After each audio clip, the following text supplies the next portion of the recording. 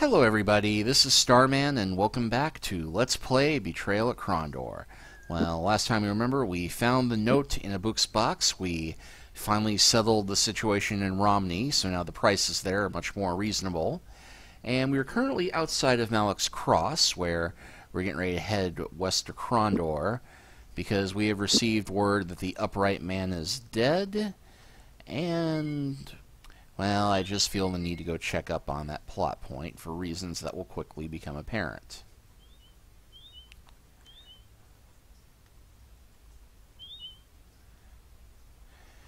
So we'll go ahead and cut through Darkmoor really quick on our way back there. Partly because there's an inn we can sing in.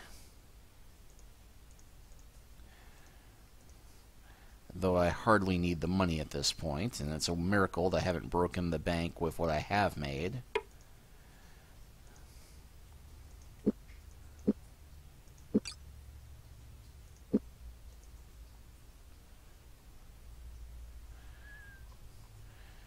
And might as well see if Lyle's or Liesel is in the barn. And he'll just confirm what he told us before. No other information there.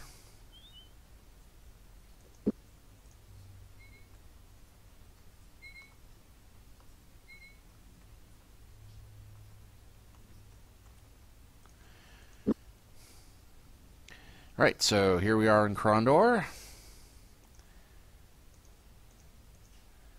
198 gold in the tavern. Let's go ahead and talk with Nevek, who gives us the generic thing about how I'm just here to drink. And the innkeeper rates are going to be pretty expensive here, so we won't bother. But we will go into the sewer.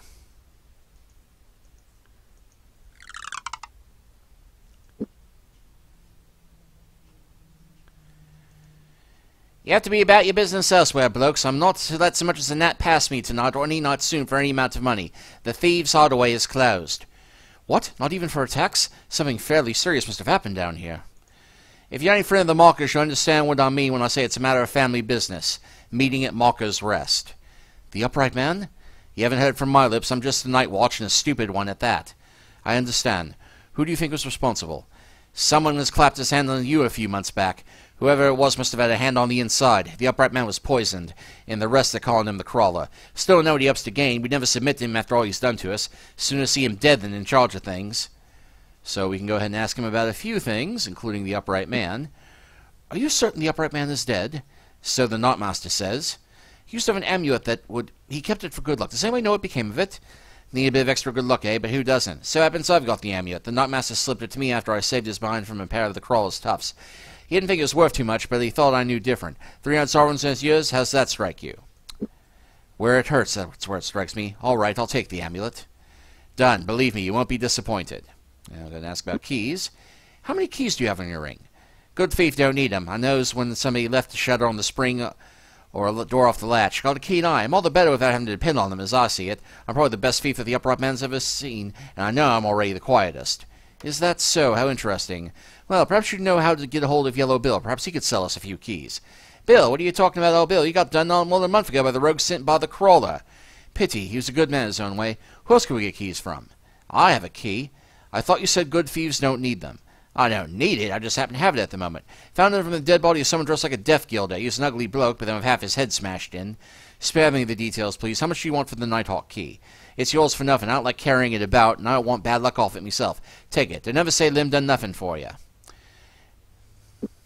You say you're the quietest thief in Krondor. Prove it. Why should I? You have business down here that may require great stuff on our part, and some of us could use that instruction. You be willing to teach us what you know?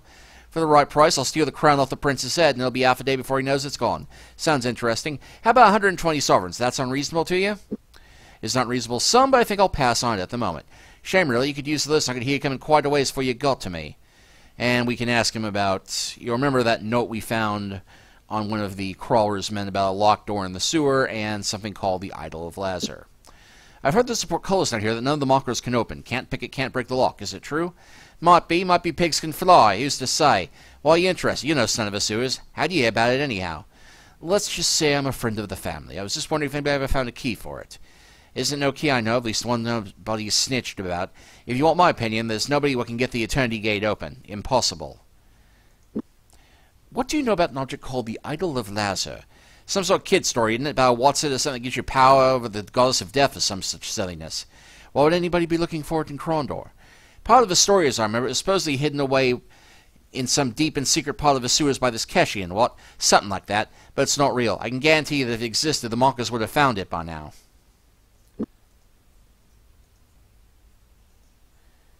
Alright.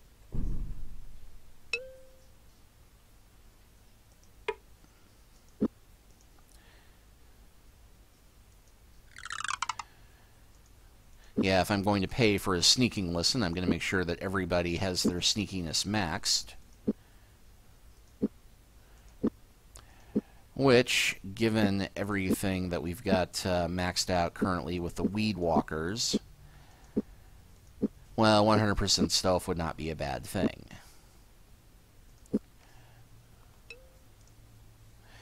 Until I receive words this gate can open and you can't enter the sewers. Sorry, senor. Now please be off with you. Presently, I'm not so much interested in the sewers as I am what's in between your ears. I'd like to ask you a few questions if I could. Pick your brain. Can't see the harm in it as long as you're not trying to trick your way past. What do you want to know? Okay. 120 gold for a training lesson. The thief nodded. Dropping to a crouch, he pointed down the length of the tunnel and instructed Owen to walk away, then return. Common problem. You're coming down too much on your heels, Lim said, watching as his pupil reappeared from the darkness. Grabbing Owen's foot, he pivoted so that it rocked from side to side rather than rear to front. Imagine your feet are waves. You have to let them roll. Down on the outside, then roll to the center. Now go back. We'll keep this up till you have it. After a few more trials, Owen began to catch on to the technique. Astonishing how much of a difference it makes. I can barely hear myself. That's it then, Lim said with a smile, taking his fee. I've got to get back to my goddaughter. We can still chat a bit if you like. Alright, so the party's stealth ability has increased to the point where James now has 108% stealth, which is about what it should be for Jimmy the Hand. Owen has 112%, which is way more than it should be. And Goref is sitting pretty at 113, which is about on par with a Dark Elf. And James has now gotten a hold of a Amulet of the Upright Man, which it is not telling us exactly how it's affecting his stats, but it is increasing his lockpicking to a much higher rate.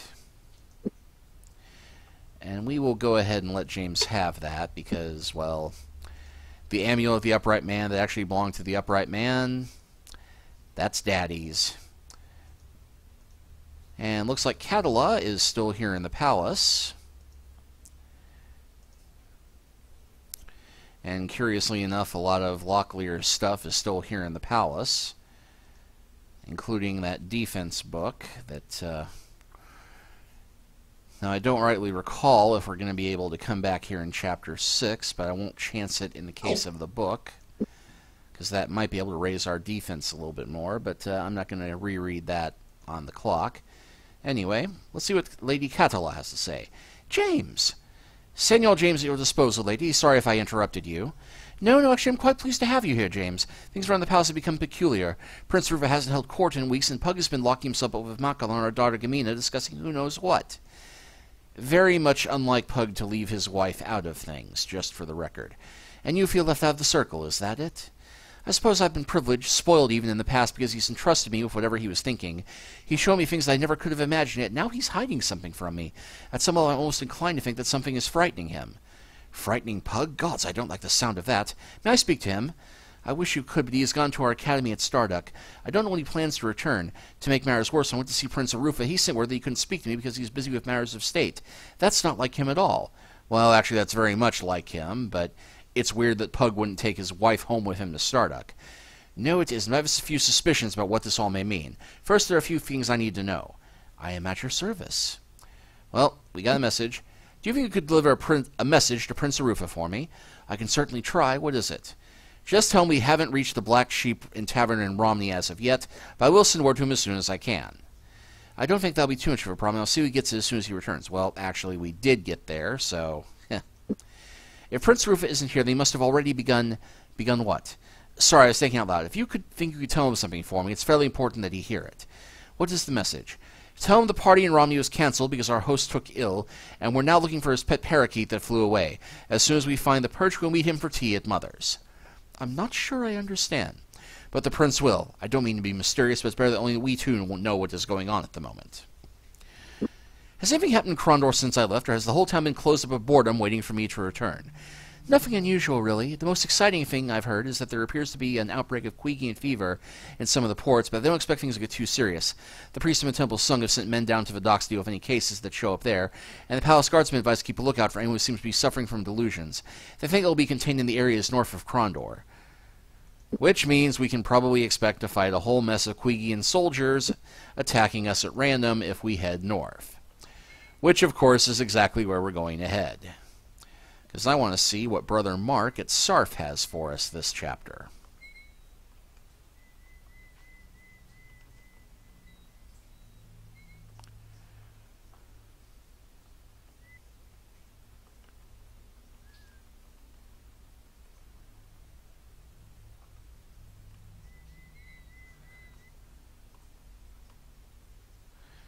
And there's the Temple of Sung, sure enough. Did we just happen to sneak past an ambush?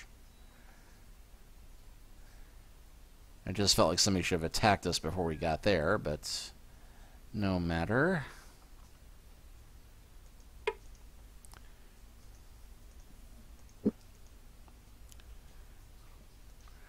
And yeah, the mute priestess conversation, so nothing of import there.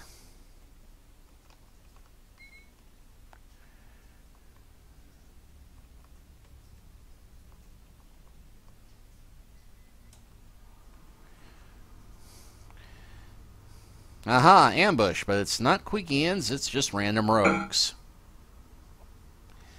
And these guys have wits enough to attack the magician right off. Shame for them that my magician is a master fighter.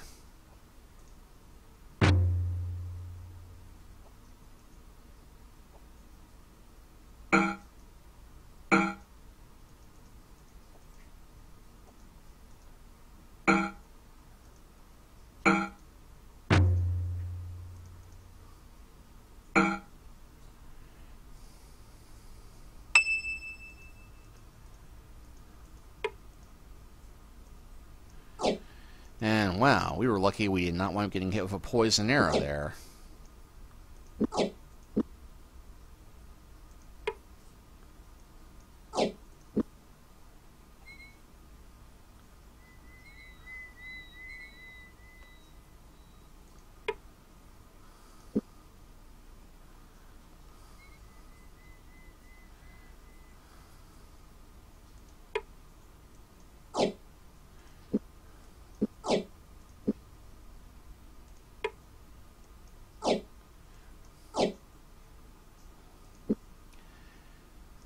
That reminds me.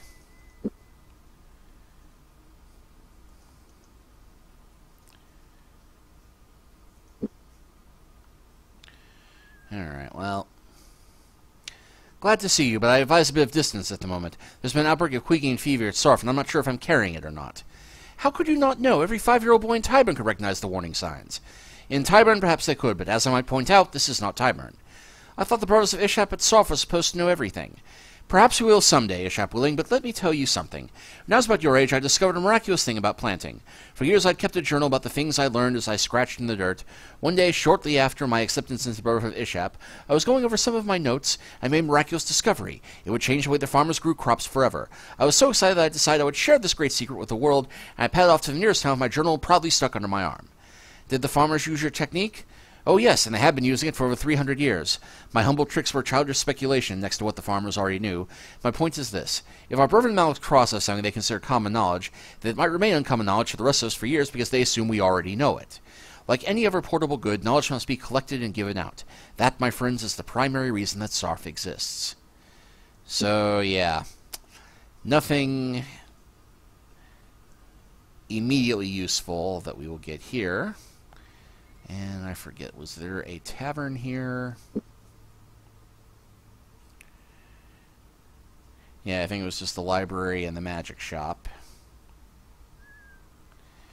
Still continue northward. Up to Questor's View, see what we might find there. There's that dead body.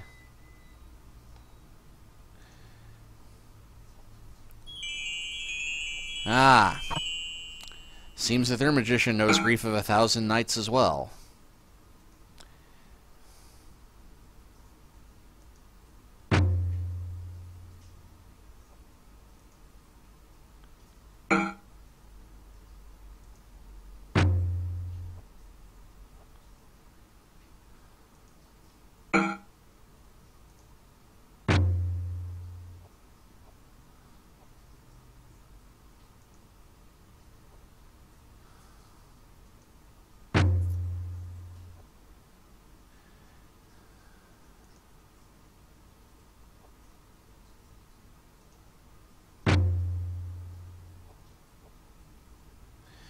And that fellow's made a run for it.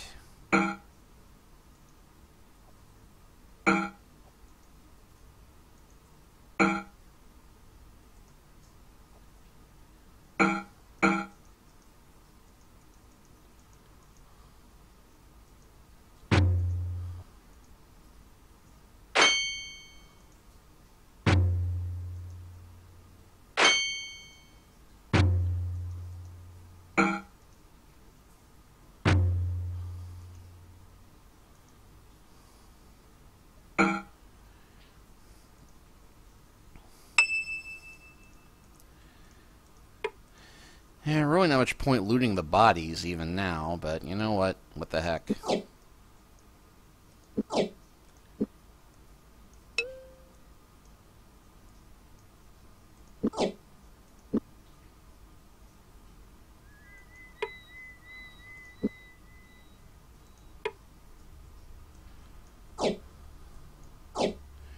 Yeah, at least we're saving money on rations.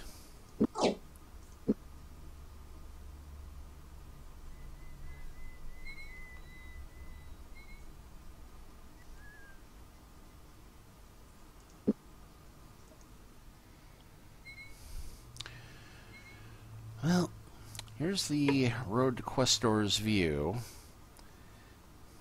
And blundered right into that one, but we got 2 Black Slayers here. Thankfully, I have a spell for that.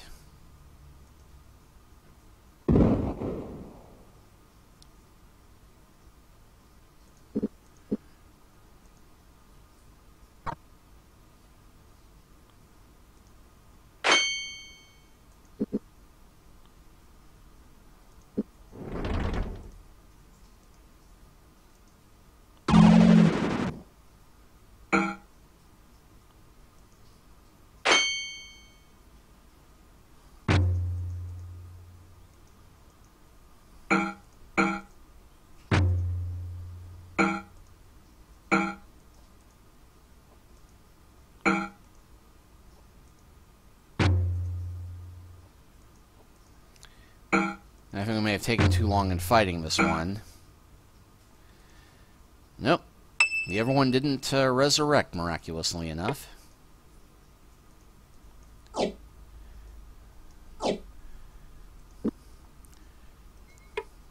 Now that dragon plate armor will be worth holding on to for a bit.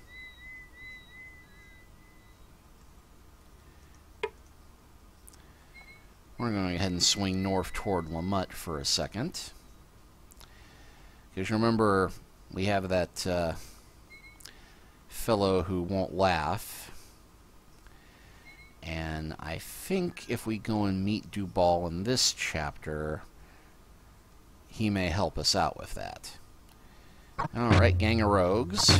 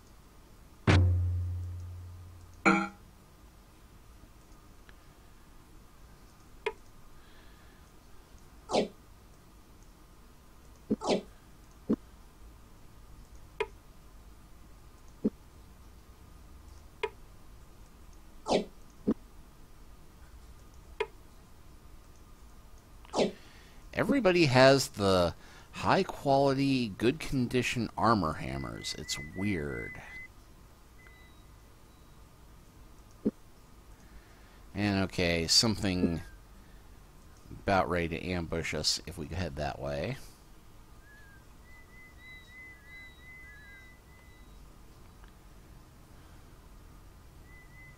Aha. But we did manage to ambush this group of soldiers. And James cannot shoot for crap. Thankfully.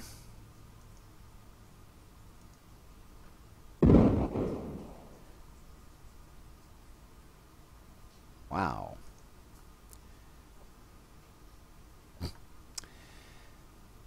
That was value for your money. You took out one in one shot, and 13 points of damage was all it took to make the other one skittish enough to run. Clearly we got the B team more at hell here.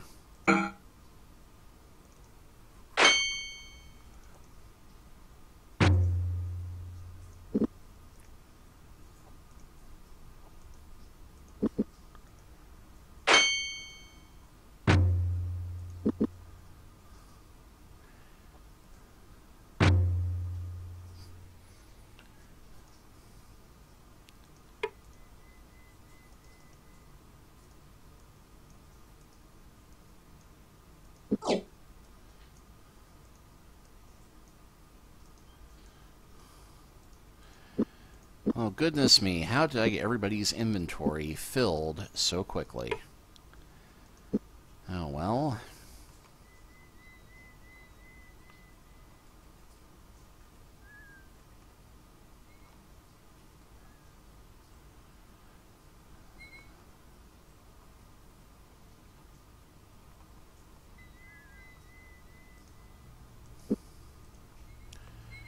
Alright, so here we go. South of Zun. Ah. Well, we've summoned beast hounds before, but this is our first time fighting them on our own. Now, I know that the tuning fork will work on trolls, but will it work on dogs as well?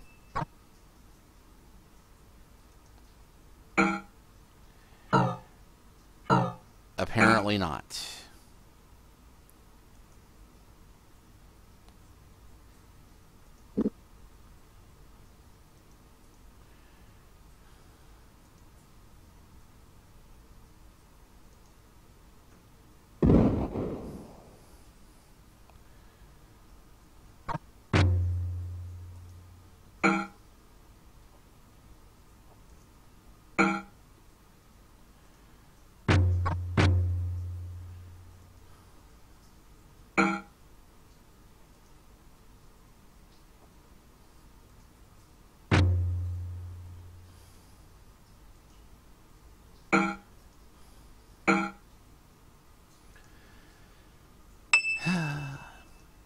Yeah, I take no pleasure in the whole killing the dogs thing, even though, you know, they are trained beast hounds that are only obeying orders.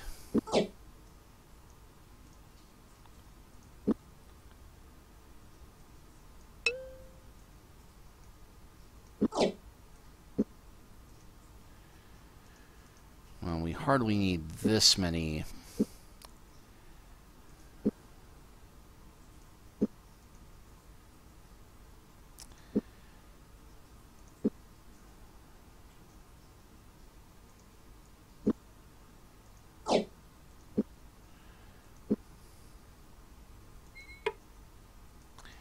I just wanted to test something.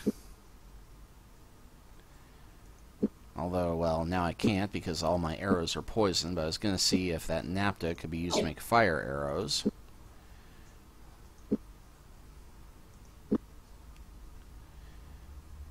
Ah, well. Nothing else for it.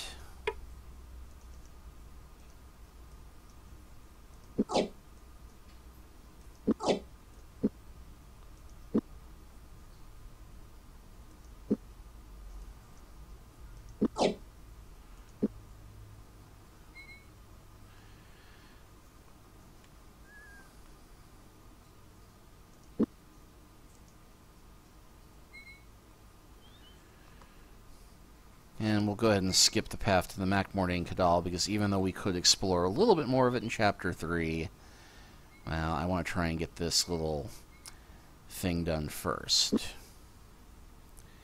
Well, we'll go ahead and check in at the garrison first. James smiled. "It's good to see you, Captain Belford," he said, nodding in the direction of the uniformed man approaching them.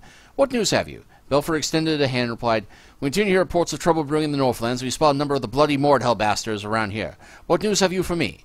They talked for nearly an hour, exchanging stories and information. Finally, all news exhausted, they shook hands and said goodbye.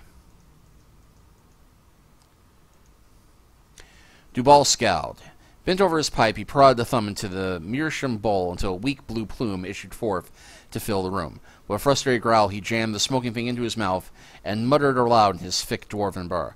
"Set flame to McKimmy and tobacco, and you'll have an hour's respite from the world. Set flame to a Sharani weed through, and you'll be lucky to get so much as a gnat's bit of smoke from it. For all I know, they'll probably cut it half and half with glally dung. Mind if I sit with you a while? Sit where you like, lad. I don't own the shoes, but if it's a rumble you have to undo ball, then Locke is a right gaffer. Have a story to tell you, laddie." Dangerous question, but I wouldn't bet yours date back rather longer than mine. Right now I'm a bit preoccupied. We're on the trail of a murderer. Ah, you'll pollute the blue wheel with talk like that. We're happy folk here, and we're not ruined how it put to ruin. Need a bit more chili like Shumani. The barkeep? He's a nice fellow for a Surani, I suppose, but he's sort of stoic, not exactly a bundle of laughs. He's a bloody riot, that one. A joke that'll split your sides and have you peeing your skins in a heartbeat. Of course, being Surani, his jokes do take a bit of use to. They have a funny way of looking at a thing. I'll agree they are a strange bunch. I think the only one I ever met is a man they call Charles. Never could pronounce his Surani name. He works for Duke Martin in Cry-D. "Well, go on Shumani about his joke," he told me earlier. In the meantime, I think I'm going to have me a quick smoke for inquire for it. Fair enough. Thanks for chatting with us. And we'll go and do the barding and 66. So, "We are always pleased to be of guests of your eminence. How may the Blue Wheel Inn be of service to you?" Let's ask him about the joke. "Dubal tells me you're quite the entertainer. Any chance I could hear one of your Surani jokes sometime?" Dubal tells many people many things. Some things he says are true. Other things he says not as true. I merely repeat what it is I have heard from those at the garrison. That's fine. I'm easy to please. Your will, Lord, though I should warn you there is a different, how should I say, aesthetic to Surani humor. You may find it puzzling, but as you request it, I shall endeavor to entertain you. During the reign of the 44 times Emperor Hajima, the lords of the minor houses of the Umatu and Zamudal and the Hadipa were summoned to the holy city for an audience with the warlord. The Amata, knowing the warlord to be allied with the Ebon Fist party, decided they present the warlord with a woman of the reed life. The Zamadakal were richer, however, and decided they would buy the warlord a fine wooden sword from the Choja hive on the estates of the Kinyu. But the Hibatoki paid the greatest price of the day, and rode into the warlord's estate astride a ferocious Harloof. Immediately, the Harloof consumed the reed-life prostitute and began destroying the warlord's estate. Using the blade given by the Zudmakal, he beheaded the beast but broke his blade in the process. When he had seen what he had become of his fine gifts, he exclaimed, "Torumaku be praised! The Emperor shall love his new shoes!" That was, well, to be honest, I didn't understand anything you said after the word rain, but you told it well, I'm sure.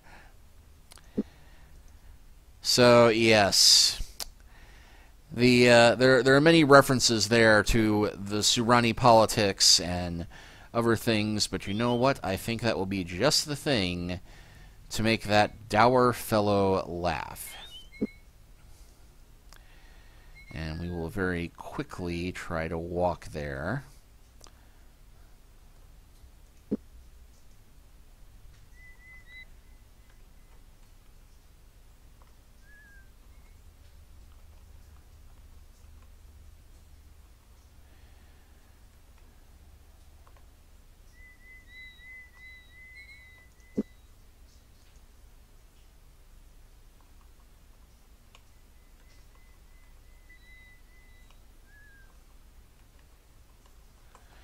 Oh yeah, this is the shack with the thing that was buried that somehow got loose.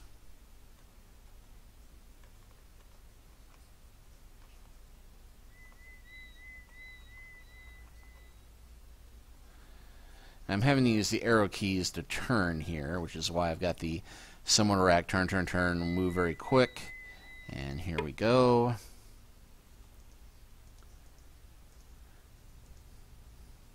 Alright, 80 Sovereign get Grim to laugh. We will tell him Sumani's joke. James looked thoughtful. Sumani, tell us a joke. Does anybody remember it? His question received nothing but blank stares. Let's see if I can remember the story, he said. During the reign of the Hijakama, corrected Grim. Yes, well, the lords of 3 minor houses of the Omaha... 3 minor lords were summoned to the holy city for an audience. Be praised, the emperor shall love his new shoes, finished James. Pleased he at last remembered most of a tale. He turned to Grim expectantly, but found not a hint of expression on the man's face. James sighed in disgust, and he was about to reach for his money pouch when he heard a snort like a mad bull. He looked at Grim, then he looked around the room. Nothing. Well, I guess we... The corners of Grim's mouth began to quiver. Then his face turned red and his body began to shake uncontrollably. It was like watching a volcano about to explode. Ha ha! Screamed Grim. Tears began to clean crooked paths down the sides of his dirt-streaked face as he rolled forward and fell on the floor in spasms of uncontrollable laughter. There was a moment of stunned silence that one of the men spoke. I don't believe it! Old Grim's actually laughing! The men behind the bar produced 80 gold sovereigns. They took the money and left. So yes, that was such a long way to go for such a lame joke and a mere 80 golden sovereigns, but you know what? Totally worth it. Even though we already have more money than we can ever hope to spend. Well, okay, maybe not more money than we hope to spend, but more money than we need to spend. At any rate, I think that was a chapter well spent, and next time, I think having covered this whole stretch here, we'll go ahead and explore the whole bit of Egley and Tanner's east of Quester's View, heading back around toward Krondor. We will see you then.